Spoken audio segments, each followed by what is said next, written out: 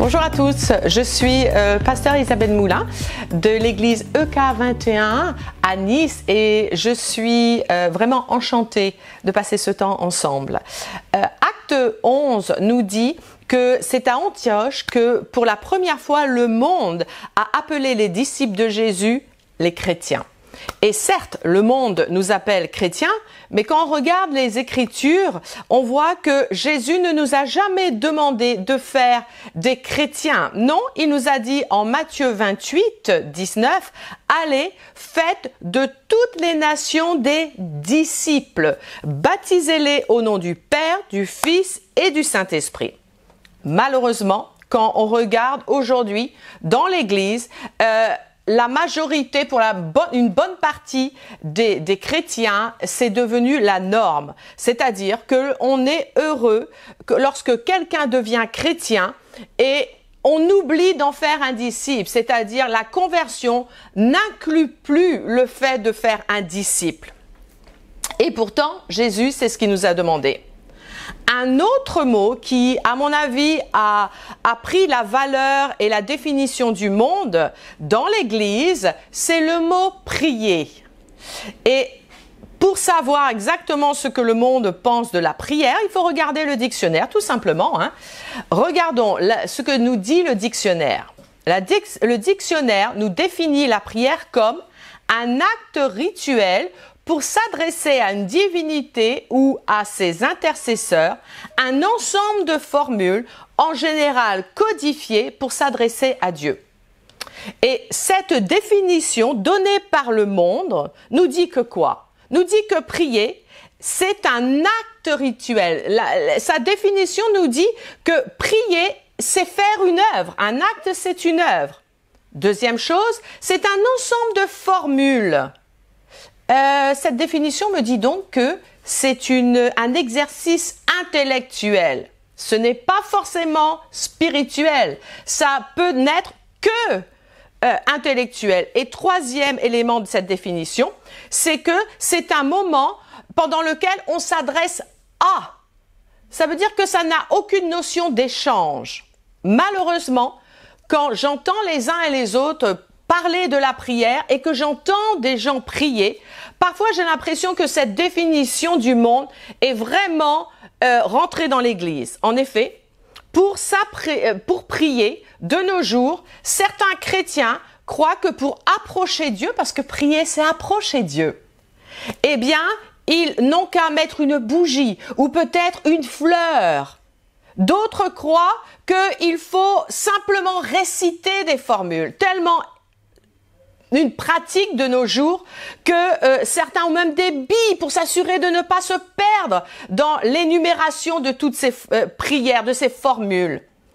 Et d'autres chrétiens se plaignent de ne jamais entendre Dieu parler. Pourtant, Dieu parle. Toutes les Écritures dans la Bible nous montrent que Dieu parle. Il aime parler, il a beaucoup de choses à dire. Comment ça se fait que nombre de chrétiens ne voient pas, n'entendent pas pendant un temps dit de prière? Comment ça se fait qu'il n'y a pas d'échange? Mais vraiment, ça c'est la définition du monde que l'on vient de voir.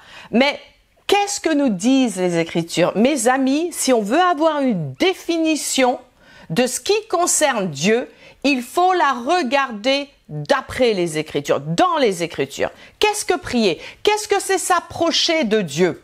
Eh bien, on va prendre Hébreux 10, 19. Et où il nous est dit, ainsi donc frères, puisque nous, il n'est pas parlé des bougies, il n'est pas parlé de nos récitations, il est parlé de nous, mes amis, il est parlé de vous. Frères, puisque nous avons, c'est pas au futur, c'est aujourd'hui.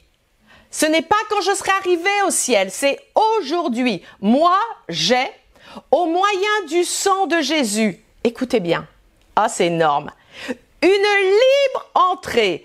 D'autres versions disent une pleine liberté. L'assurance, une autre version dit l'assurance d'un libre accès dans le sanctuaire. C'est-à-dire quoi? Le sanctuaire, c'est quoi? Là où réside la présence de Dieu. La Bible nous dit que on a un libre accès dans le sanctuaire. Cette expression libre accès, libre entrée.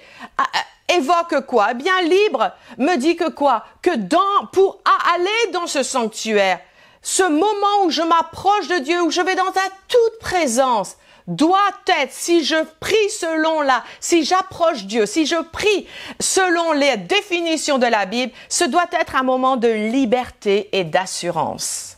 Ça, c'est d'après la définition qui nous est donnée en hébreu. Ça me dit que quoi? Eh bien, ça me dit que approcher Dieu ne devrait jamais être une approche faite dans la timidité, dans le retrait, avec peur et insécurité. Non, la Bible nous dit, c'est une libre entrée. Entrée évoque quoi? Eh bien, quand on dit entrée, on implique que c'est la personne qui s'approche. C'est-à-dire, c'est moi qui m'approche. En tant que prieur, parfois, quand on écoute certaines prières, on a l'impression de tendre un bâton à Dieu avec une requête tout au bout.